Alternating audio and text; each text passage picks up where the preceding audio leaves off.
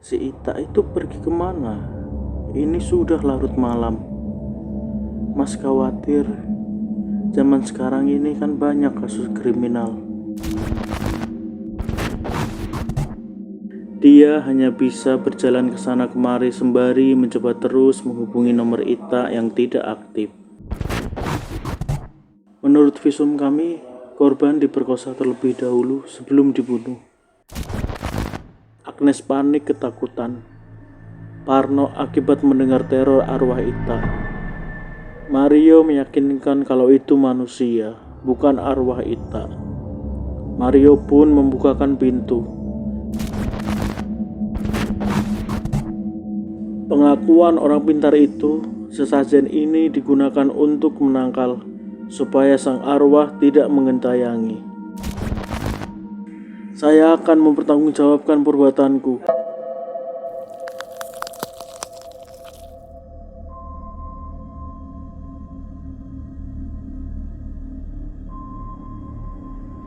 Hari sudah tampak gelap. Matahari pun sudah menenggelamkan diri di ufuk barat, dan bulan pun muncul di ujung timur. Di rumah yang tampak nyaman dan asri, terlihat seorang pria sedang duduk santai di teras. Pemuda bernama Mario ini menyulut rokok untuk menemani istirahatnya. Dari dalam rumahnya, keluar seorang wanita berparas ayu, membawa secangkir kopi. "Diminum kopinya, Mas, mumpung masih hangat," kata wanita bernama Agnes, sembari meletakkan kopinya di atas meja, dan ia sendiri pun ikut duduk di seberang suaminya. Setelah sedikit meneguk kopinya, Mario bertanya kepada istrinya yang sedang mengandung 3 bulan. Si Ita itu pergi kemana? Ini sudah larut malam. Mas khawatir, zaman sekarang ini kan banyak kasus kriminal. Agnes yang mendengar keluhan suaminya hanya mampu menghela nafas. Ita, adik perempuan satu-satunya Mario. Orang tua mereka sendiri sudah lama tiada. Wajar kalau Mario sangat mengkhawatirkan adik semata wayangnya.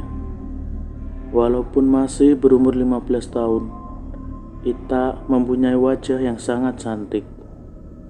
Belum lagi bentuk tubuhnya yang indah, mampu menarik pandangan kaum Adam. Sudahlah Mas, Agnes yakin Ita mampu menjaga diri. Ita kan sudah besar, sudah dewasa. Dia tahu mana yang baik dan buruk untuknya. Lagian juga, dia cuma mau beli kerupuk dan cemilan di toko kampung sebelah kok. Sebenarnya, Agnes sendiri pun mulai diselimuti oleh perasaan yang tidak enak.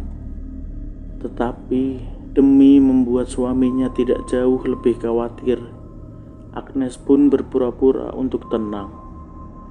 "Beli kerupuk kok lama banget? Udah 4 jam dia keluarkan.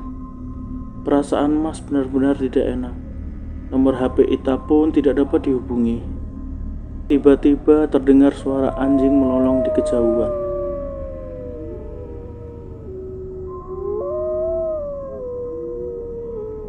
Mario menyuruh Agnes masuk ke dalam rumah karena sudah larut malam untuk menjaga kandungannya.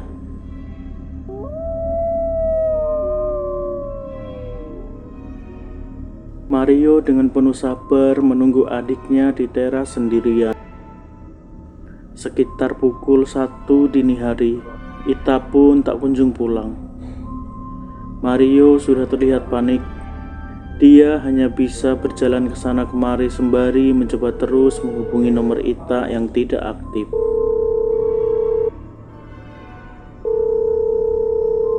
Beberapa saat kemudian datang tamu seorang pria berseragam polisi, ditemani oleh Pak RW, mengabarkan berita buruk untuk Mario, yaitu Ita adik Mario menjadi korban pembunuhan. Mario terlihat lemas, seakan tidak percaya bahwa adiknya menjadi korban pembunuhan. Polisi mengatakan Ita ditemukan oleh warga sekitar. Jasad Ita terbujur kaku dan terlihat sangat mengenaskan. Jasad Ita ditemukan tanpa sehelai benang pun di kebun karet.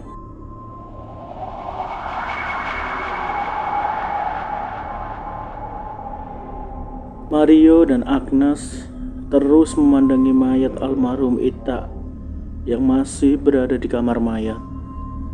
Beberapa polisi memotret jenazah Ita sebelum diotopsi oleh ahli forensik.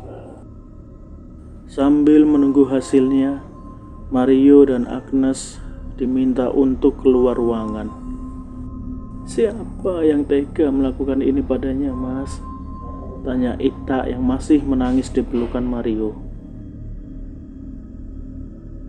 Tak lama kemudian beberapa polisi dan salah satu dokter ahli forensik keluar menemui Mario dan Agnes. "Menurut visum kami, korban diperkosa terlebih dahulu sebelum dibunuh." Mario diminta kembali untuk masuk, sedangkan Agnes diminta untuk menunggu di luar dan ditemani beberapa polisi wanita. Keadaan Agnes yang hamil muda tidak memungkinkan untuk memandangi jenazah Ita yang wafatnya bisa dibilang tragis.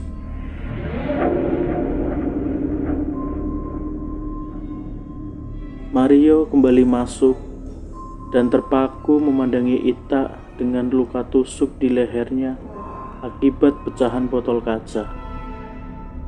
Salah seorang polisi yang menangani kasus kematian Ita menepuk pundak Mario dan memberi nasihat agar ikhlas bisa menerima kejadian ini.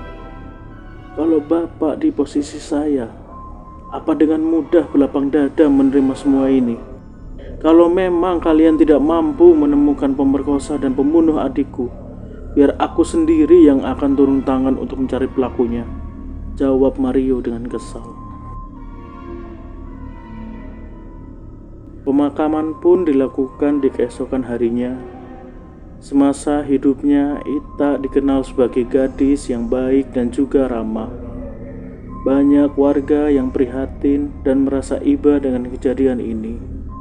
"Aku tidak akan tinggal diam. Aku akan mencari tahu siapa yang ada di balik kejadian ini," jerit Mario di dalam batinnya. Menjelang tengah malam, Mario terjaga dari tidurnya. Agnes sendiri sudah terlelap di pelukan Mario. Tiba-tiba Mario dikagetkan oleh sosok wanita yang berdiri di kegelapan.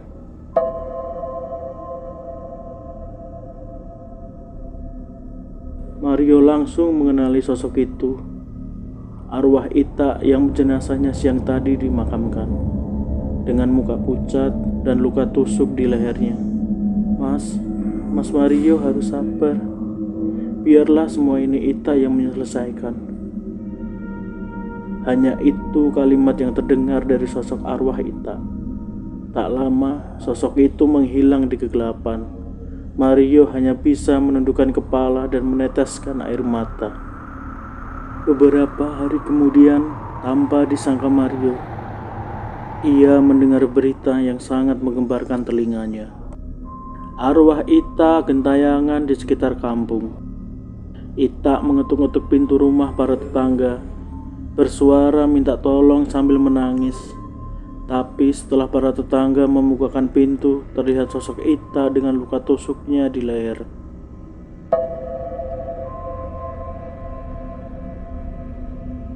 Akibat teror arwah Ita yang penasaran, kampung tempat tinggal Mario menjadi menyeramkan. Suasana malam jadi mencekam dan menakutkan. Mendengar cerita warga dan tetangga, Mario dan Agnes merasa iba dan sedih.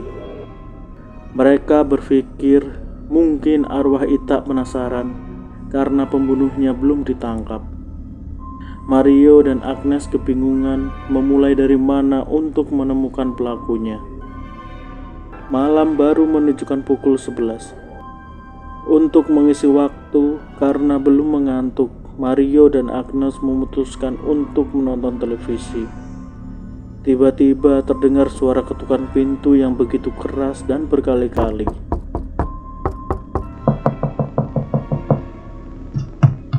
Agnes panik ketakutan. Parno akibat mendengar teror arwah Ita. Mario meyakinkan kalau itu manusia, bukan arwah Ita. Mario pun membukakan pintu. Terlihat yaitu keluarga Agus, tetangga sebelah rumahnya. Mereka terlihat panik dan ketakutan karena baru saja mereka diteror arwah Ita.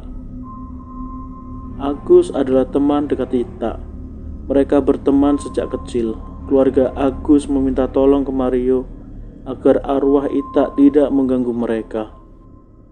Menurut mereka, sudah seminggu arwah Ita menghantui siang malam. Mario keheranan. Dari cerita yang didengar warga kampung, teror Ita terjadi hanya pada malam hari. Kenapa tidak demikian dengan keluarga Agus?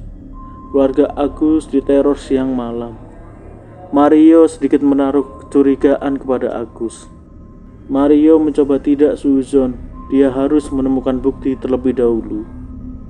Rasa kecurigaan dan penasaran Mario semakin meninggi. Malam itu juga Mario pergi seorang diri menuju lokasi tempat kejadian perkara mayat Ita ditemukan.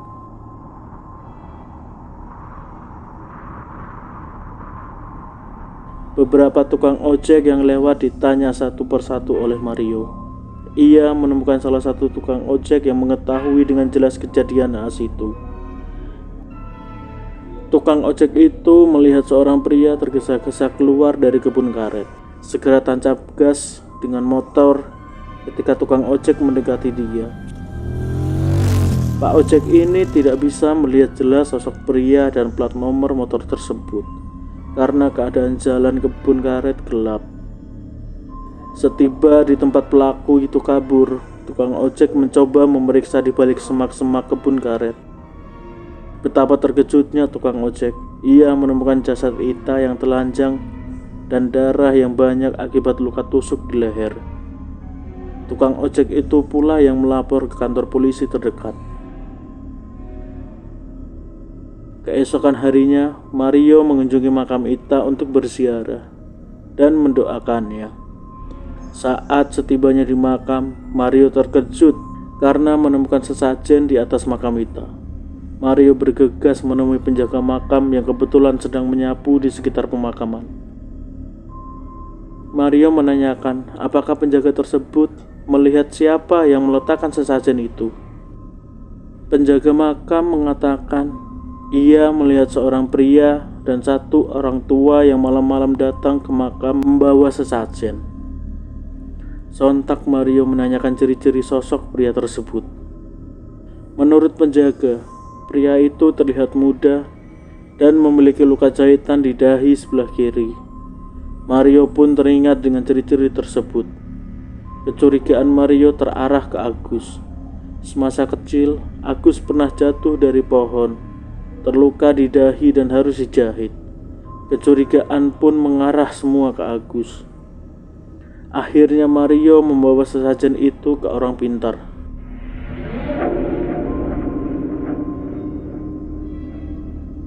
Pengakuan orang pintar itu, sesajen ini digunakan untuk menangkal supaya sang arwah tidak mengentayangi. Orang yang meletakkan ritual ini pasti sang pelaku pembunuhan dan pemerkosa itu sendiri, karena dia pasti pelakunya. Ketakutan dan tidak pernah merasa tenang karena sering digentayangi oleh arwah korban. Mario pun meminta tolong ke orang pintar tersebut, ingin mengetahui dan menangkap pelakunya, supaya pelaku yang tak bermoral itu semakin ketakutan sehingga mengakui dan mempertanggungjawabkan perbuatannya. Orang pintar tersebut melafalkan beberapa mantra seperti berbicara dengan seseorang.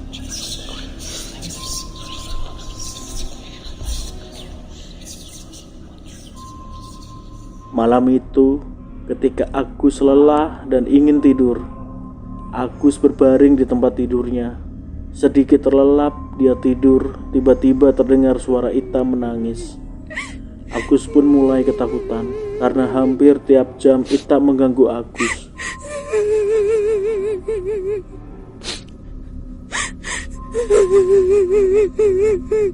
Di tengah Agus berbaring, dia membuka matanya. Betapa terkejutnya Agus. Dia melihat sosok Ita sudah berada di atas Agus.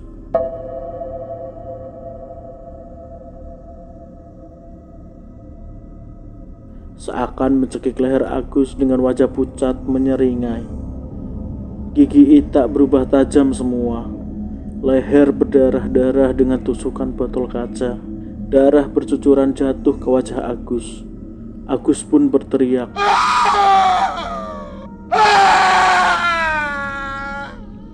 Tapi entah mengapa tak ada orang rumah yang bisa mendengarnya. Seolah-olah tak terjadi apa-apa di kamar Agus. Keesokan harinya, Agus berlari ketakutan ke arah rumah Mario. Aku melihat Ita siang malam, Mas Mario. Dia selalu menghantuiku. Ita mengentayangiku di teras, di kamar mandi, di ruang tengah. Bahkan tidur pun Ita selalu menggangguku. Akulah pelaku pembunuhannya, Mas. Mohon tolong, Mas. Saya akan mempertanggungjawabkan perbuatanku. Agus mengakui kesalahannya bahwa dialah dalang pemerkosaan dan pembunuhan Ita. Ia cemburu melihat Ita dekat dengan pria lain. Dia diselimuti rasa marah dan cemburu. Agus mengajak Ita main malam itu. Di tengah kebun karet, Agus memperkosa Ita, menusuk leher Ita dengan botol kaca yang ada di sekitarnya. Agus pergi setelah melihat Ita sakaratul maut, membawa HP Ita untuk menghilangkan bukti perbuatannya.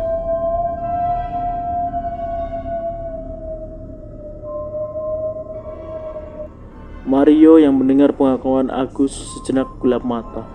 Mario mendorong dan memukul Agus habis-habisan.